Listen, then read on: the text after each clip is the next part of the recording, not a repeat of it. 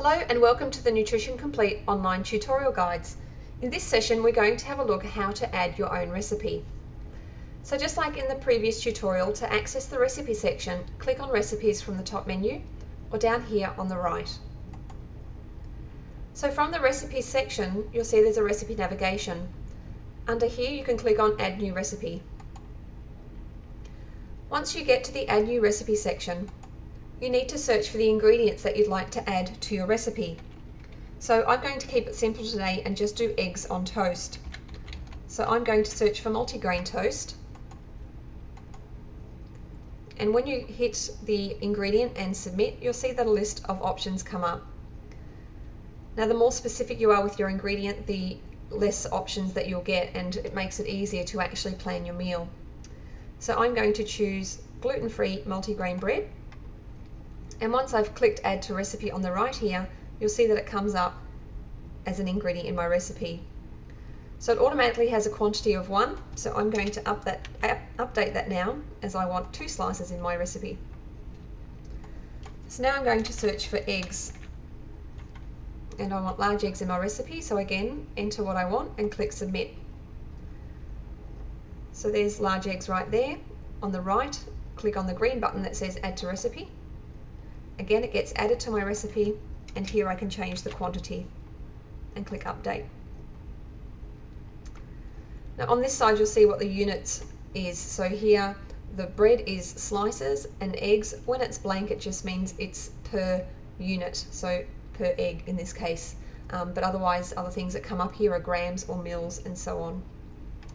So once you've got your ingredients and you've got the quantities updated, you'll see underneath this is your counter. And this tells you how many calories, protein, carbohydrates, fat and fibre you've actually got planned in this particular recipe. So the next thing you need to do is give your recipe a name. So I'm going to keep it simple and eggs on toast. The next step is to type out your instructions. So again, it's up to you whether you write anything here or not. So I'm just going to write eat and enjoy.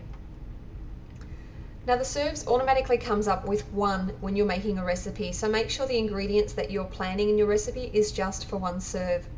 And the reason that it's planned this way is that when you go to your recipe section and you go to print your recipes, it allows you to always multiply out how many people you're cooking for.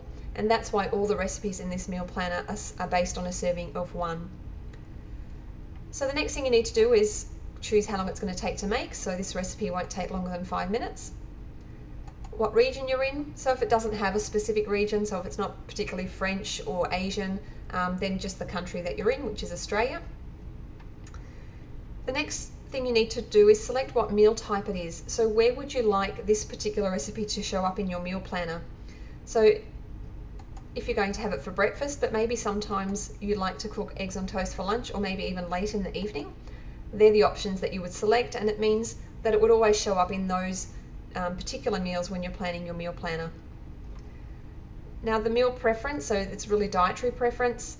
You can fill this section out, you don't necessarily have to, but it just lets people know if you, lets yourself know whether or not it meets these dietary requirements. So I've chosen gluten-free bread, so I'm going to tick gluten-free. It is also dairy-free. There's no seafood in this recipe. There's no red meat in the recipe, and it also would be suitable for vegetarians, so I'm going to select all of those. Now if you want to take a photo of your culinary expertise, you certainly can, and you can upload your own photo of your recipe by clicking on choose file. And lastly, you've got an option to add it to your favourite. So by selecting that, it will automatically be updated and added to your favourites. So once you've finished putting your recipe together, simply click on save recipe. And you can see here that automatically it's added to your recipe list, which is my recipe list. And you can access that list anytime by clicking on the right hand menu where it says my recipe list. Now if you want to delete any of your recipes at any time, again you can just click on delete, and it asks you to double check, are you sure you want to delete? Click OK, and your recipe is gone. If you want to view your recipe, click on the green magnifying glass and your recipe will come up. If you'd like to print your recipe, again you just click on print, enter how many people you would like to cook for, and select print. And again, it multiplies the ingredients, as you can see, for 4 people. So if you click on My Favourites, you'll see that your eggs on toast has also come up there as well.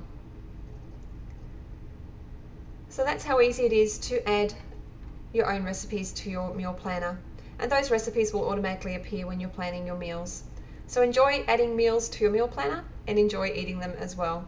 And I'll see you in the next tutorial, which is the last tutorial for this group of training sessions, and that is how to log and track your progress in the Nutrition Complete system.